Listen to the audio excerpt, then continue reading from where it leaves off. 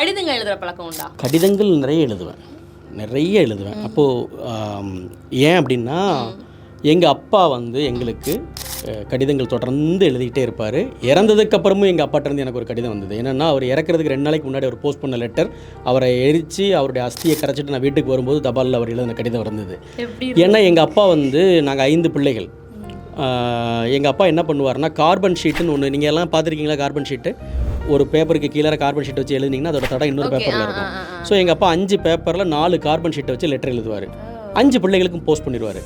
வாரத்துக்கு 2 லெட்டர். நாங்கள் எல்லாருமே வளர்ந்து பெரியவர்களாகி வெவ்வேறு ஊரில் வாழ்ந்தோம் இல்லையா? ஆனால் எங்கள் அப்பா அந்த வாரம் முழுக்க அவருக்கு ஏற்பட்ட தனிப்பட்ட அனுபவங்கள், எந்த ஊருக்கு போனார், யாரை சந்தித்தார், வியாபாரம் எப்படி இருந்தது, ஊரில் என்ன நடந்திருக்குது, தான் என்ன படித்தார், பொது அரசியல் விஷயத்தில் அவருடைய கருத்து என்ன, இது எல்லாத்தையும் ஒரு A4 2 A4க்கு எழுதுவார். 1 வருஷம் 2 வருஷம் இல்லை, கிட்டத்தட்ட 20-25 வருஷம் தொடர்ந்து கடிதங்கள் எழுதினார்.